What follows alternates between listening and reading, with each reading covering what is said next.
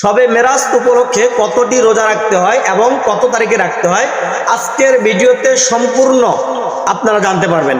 আলহামদুলিল্লাহ, অনেক ভাই প্রশ্ন করেছেন যে হুজুর শবে মেরাজ তো চলে আসলো, শবে মেরাজ উপলক্ষে আমাদের কি কি করণীয় এবং কি কি বর্জনীয়। অনেকেই বলে শবে মেরাজ উপলক্ষে রোজা রয়েছে, যদি রোজা থেকে থাকে তাহলে কতটি রোজা দিব এবং কত তারিখে রোজা রাখতে হয়। আলহামদুলিল্লাহ ভাই, আপনাদের প্রশ্নের উত্তর এই ভিডিওতে আপনারা পেয়ে যাবেন, যার মনে যে প্রশ্ন থাকে না কেন। আমাদের এলাকায় বিশেষ করে এটা মহিলাদের মাঝে প্রচলন বেশি রয়েছে যে শবে মেরাজ উপলক্ষে রোজা রাখতে হয় 2টা 3টা, এরকম অনেক মহিলা বলে ফেলে। এরপরে অনেকেই বলে যে কত তারিখে রাখতে হয়, তারা বলে যে 26, 27 অথবা 27, 28, যেহেতু 27 তারিখে যে আল্লাহ রসুলের মেরাজ ঘটেছিল, তো এরকম কথা বলে ফেলে। আসলে কি আদৌ এটা হাদিস কোরআন সম্পর্কে রয়েছে? সামনের আলোচনায় আপনাদের সাথে ক্লিয়ার করার চেষ্টা করবো ইনশাল্লাহ। দর্শক শ্রোতা, আল্লাহ রসুল সাল্লাল্লাহু আলাইহি সাল্লাম যেটা করেন নাই, সাহাবা একরাম যেটা করেন নাই, আল্লাহ রসুল সাহাবা একরামদেরকে যেটা করতে বলেন নাই, সেটা উম্মতি মুহাম্মাদের জন্য করা জায়েজ নেই, সম্পূর্ণ হারাম।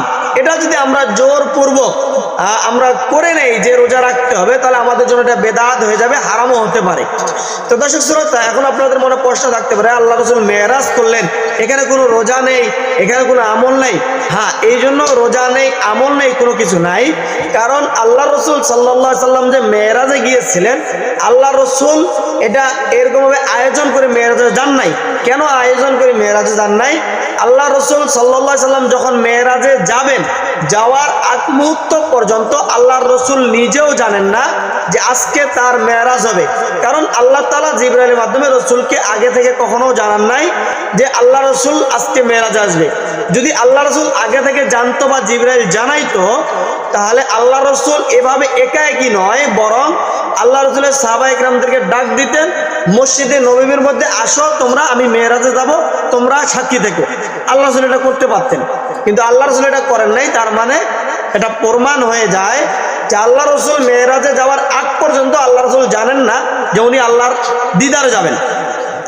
কোন এক রজনীতে আল্লাহ রসুলকে জিবরাইল আমিন আসলেন, আসার পরে বলতেছে যে আল্লাহ আপনাকে খবর দিয়েছে, আপনাকে মেহমান হিসেবে আল্লাহ তাআলা তার কাছে পাইতে চায়। বাস আল্লাহ রসুলকে বোরাকের মাধ্যমে, রফরফের মাধ্যমে আল্লাহ তাআলার কাছে নিয়ে গেলেন। তো এভাবে আল্লাহ রসুলের মেরাজ ঘটেছেন। ওইখানে যাওয়ার পর বিস্তারিত অনেক লম্বা ঘটনা রয়েছে। আল্লাহ রসুল আল্লাহর সাথে দিদার করেছেন, আমাদের জন্য 5 ওয়াক্ত নামাজ নিয়ে এসেছেন। এরকম ভাবে আল্লাহ রসুল অনেক ঘটনা এখানে ঘটেছে, যাকে এই বিষয়ে কথা বলতে চাচ্ছি না। আমি বলতে চাচ্ছি যে আল্লাহ রসুল এই সম্পর্কে কোনো আমলের কথা হাদিস কোরআন মোতাবেক বলছেন, এরকম প্রমাণিত নেই। তাহলে এরকম হাদিস কোরআন মোতাবেক যেহেতু নেই, তাহলে আল্লাহ রসুল কোনো আমল করেন নাই, সাহাবা একরাম এই সম্পর্কে কোনো আমল করেন নাই। অতএব আমরা যদি এটা জোরপূর্বক করে নেই, তাহলে আমাদের জন্য এই আমলটা করা হারাম হয়ে যাবে। তো সম্মানিত হাজিরিন, শবে মেরাজ উপলক্ষে কোনো রোজা বা আমল ব্যক্তিগতভাবে নেই। আশা করি আপনারা বিষয়টা বুঝতে পেরেছেন। এখন আপনি রোজা রাখতে পারেন, সামনে আসতেছে শবে বরাত। শবে বরাত উপলক্ষে আপনি রোজা রাখতে পারেন, কারণ শবে বরাত উপলক্ষে আল্লাহর রসুল এবং সাহাবা একরাম রোজা দিয়েছেন। আল্লাহ রসুল এটা আদেশ করেছেন, নফল রোজা হিসাবে আপনি চাইলে রোজা দিতে পারেন। হ্যাঁ, আপনি রজব মাসে রোজা রাখতে পারেন, তবে অন্য অন্য মাসে আল্লাহর রসুল যেভাবে রেখেছেন, সোমবার এবং বৃহস্পতিবার, যেটা আইয়ামে বীজ বলে, যে চাঁদের 13, 14, 15 এই 3টা দিন রোজা রাখার জন্য আপনি এগুলো রাখতে পারেন অন্য অন্য মাসের মতো, কোনো আপত্তি নেই বা কোনো বাধা নেই। তবে আপনি শবে মেরাজ উপলক্ষে ওইটাকে কেন্দ্র করে আপনি কোনো রোজা রাখতে পারবেন না। এখন অনেক জিলাপিঘর মৌলবী এই শবে মেরাজ উপলক্ষে বিভিন্ন কথা বলে ফেলে যে শবে মেরাজ উপলক্ষে এই আমল, ওই আমল, অমুক তমুক। আসলে এটা হাদিস কোরআন মোতাবেক কোনো প্রমাণেই নেই শবে মেরাজ উপলক্ষে এই আমল সে আমল করতে হবে। এমন কোনো বাপের বেটা মৌলবীর জন্ম নেই নাই যে আমার সামনে চ্যালেঞ্জ করবে যে শবে মেরাজ উপলক্ষে কোনো আমল রয়েছে। আশা করি কথাটা ক্লিয়ার বুঝতে পেরেছেন। আল্লাহ আমাদের সবাইকে বুঝার মতো তৌফিক দান করুক।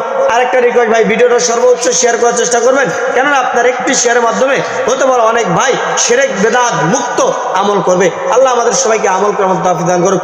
আমিন।